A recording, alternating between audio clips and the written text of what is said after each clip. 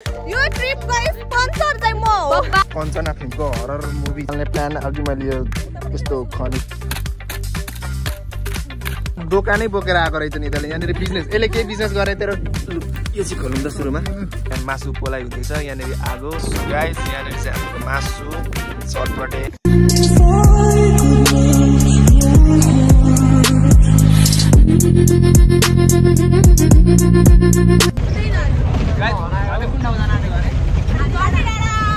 झन्डी डाँडा सन्डी डाँडा के हो यिनीहरू के हुन्छ नि त्यो चुली चढ्ने अरे यहाँ पछाडिको बाँदरहरू सबैजना चुली चढ्नको लागि एकदम रेडी भएर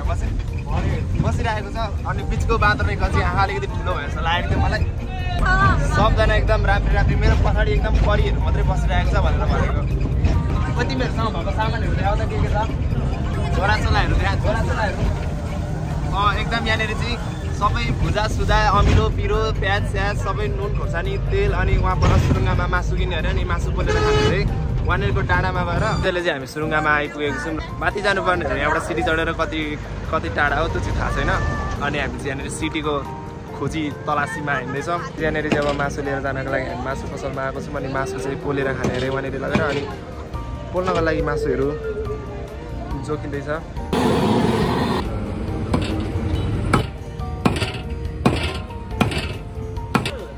जब हामीले चाहिँ यहाँनिर एकदम मासु पनि भइसक्यो अनि यहाँनिर मासु भइसकेपछि यतापट्टि हाम्रो अटो पनि एकदम रेडी छ अब यहाँबाट हामी डाइरेक्ट वहीँनिर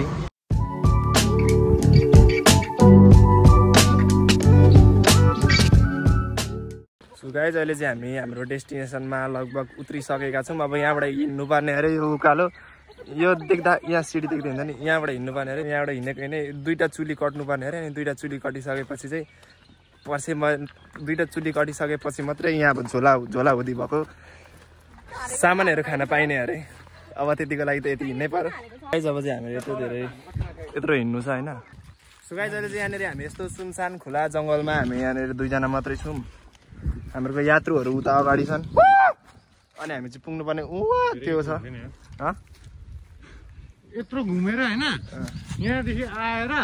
फेरि उयो बाटो निस्किनुपर्छ अगाडि देखेको त्यो बाटोबाट अझै माथि चढेर होइन उयो डाँडा उयो त्यहाँ झन्डाहरू छ उतानिर बाटो देखि जस्तो नि दाइ उहाँनिर बाटो देखि जस्तो तँ हो त्यो बाटो हो कि पहिरो हो ए आमा म उहाँ जानुपर्ने नि पुगिन्छ यहाँनिर चाहिँ यस्तो डरलाग्दो कञ्चना फिल्मको हरर मुभी जस्तो माटोको त्यो के भन्छ नि हो त्यो हो अनि गाइज यहाँनिर अस्ति हाम्रो घरबाट देखिन्थ्यो नि डढेलो लागेको यो चाहिँ यही ठाउँमा रहेछ है यहाँबाट पुरा दन्दन आगो बल्ने अनि हामी चाहिँ घरबाट आँखा सेक्ने सो गाइज अहिले चाहिँ हामी हाम्रो डेस्टिनेसनमा आइपुगेको छैनौँ लगभग 2-3 घन्टा भइसक्यो हामी हिँडेको अनि हामीहरूको 3जना चाहिँ उता पाथी छोडेको छन् माथि तलै छोडेको छन् हामी 2जना मात्रै यहाँनिर छौँ उफ हिँड्दा मर्ने फ्याक भइसक्यो यो जति चुलीहरू देखिरहेको छ नि यो सबै हामी पार गरेर आएको है गाइज तरेर सबै हिँडेर आएको यो मेरो हातमा नि मासुको झोला अझै हिँड्नुपर्ने वहाँ माथि अझै कहाँ हिँड्नुपर्ने छ जम्दै भयो सो गाइज अहिले चाहिँ हामी यहाँनिर डाँडोमा आइपुगेको छौँ अनि यिनीहरूको यहाँनिर तन्नासन्नाहरू ओछ्याएर जुत्ता सुत्ताहरू सबै खोलेर यहाँनिर बसेर चिप्सहरू खोला त एक्सट्रिमहरू देखाउ त गाइज ओइ समोसा समोसा उता चिप्सहरू यहाँनिर आएर अघि खाइसकेर बाख्राले पनि खाँदैछ यस्तो ठाउँमा बाख्रा साख्राहरू यहाँनिर खोइ हामीलाई पछाउ हामीलाई तलैदेखि पछ्याउँदै आएको कुकुरै यो चाहिँ हामीलाई अघि तलैदेखि यो कुकुरले कोला खाँदो रहेछ अघि हामीले तल बाटोमा कोला किनेको थियौँ त्यतिखेर कोला खुवाइदियो पनि कोला खाँदो रहेछ अनि त्यहाँ कोला खाइदियो हामीसँग पल्केको अब यहाँनिर हामीहरूको आगो बाल्ने प्लान अघि मैले यो यस्तो खनिज मतलब यो कोइलाहरू निकालिसकेँ अनि यहाँनिर हामीले मासु पोल्ने प्लान छ अनि मासु चाहिँ हामीहरूको गाई त्यो कालो प्लास्टिकमा हो त्यो कालो प्लास्टिकमा मासु छ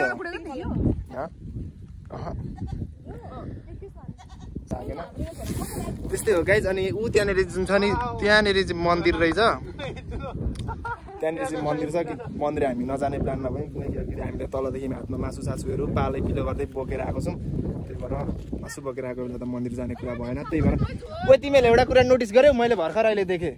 ऊ त्यहाँ कोलाबारी रहेछौ सो गाइज अनि यहाँनिर चाहिँ मैले भर्खर अहिले मतलब सामान झोलाहरू खाली हुँदै गर्दाखेरि थाहा पाएँ यहाँनिर दोकानै बोकेर आएको रहेछ नि त्यसले यहाँनिर बिजनेस यसले के बिजनेस गरे तेरो एसीको छुट्टीमा भन्थ्यो अब यहाँनिर यही बिजनेस थाल्नुपर्ने रहेछ अब बिजनेस यहीँनिर थाल्नुपर्ने रहेछ यहाँनिर यस्तो हुँदा यहाँनिर मान्छेहरू पनि आउँदो रहेछ टन्नै यहीँनिर ल्यायो बेचो 20 रुपियाँको चाउचाउ 40 रुपियाँमा यसै पनि यताउति बिक्री भइहाल्दो रहेछ बोकेर यतरै ल्याइहाल्छ यो चाहिँ खोलौँ त सुरुमा तातो छ यार खोइ अर्को अरू आइसक्रिमहरू खोइ हाम्रो घर आयो त यो अघि बाटोमा खाएको आइसक्रिम यति 4टा मात्रै हो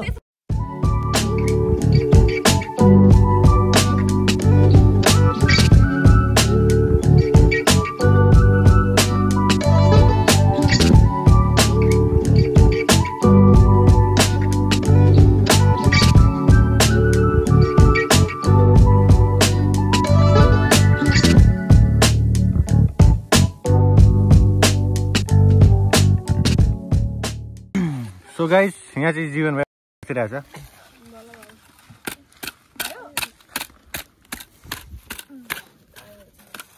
गाइस मलाई हात धुने पानी चाहिँ म्यानेज हान्दै होला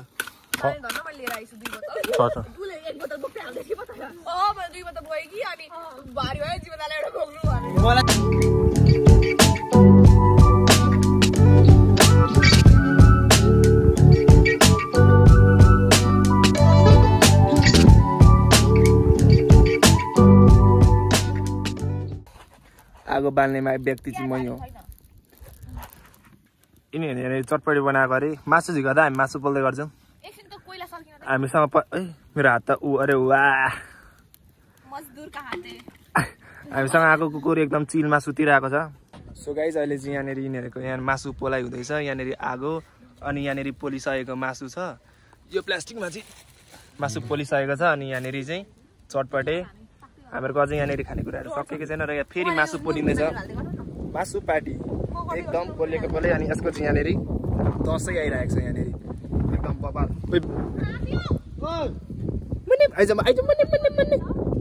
आँखालाई बोलाइदिने फेरि मेरो ओइ कुकुर मुनि भन्नु कुकुर आउँछ आँखालाई बोलाउने ट्रिक हानेको कुकुर आउँछ सो गाइज यहाँनिर चाहिँ हाम्रो मासु चटपटे अनि मासु खाने मान्छेहरू यता हामी एकदम बबाल मैले चाहेको छु ठुलो यस्तो बबाल भएको रहेछ अलिकति नुनको कमी त्यस्तो आउँदैन आजको ट्रिप कस्तो भयो भन त मैले तिमीलाई दिएको हो कि होइन भन त मैले तिमीहरूलाई यो ट्रिप अफर गरेको हो नि हो यो स्पोन्सर यो ट्रिपको चाहिँ म हो यो ट्रिपको स्पोन्सर चाहिँ म हो बबाल भयो गाइज त्यसो भए भोलि डिभाइड हुँदैन हैन हिसाब कसले भनेको हुँदैन गाइज स्पोन्सर म हो तर हुन्छ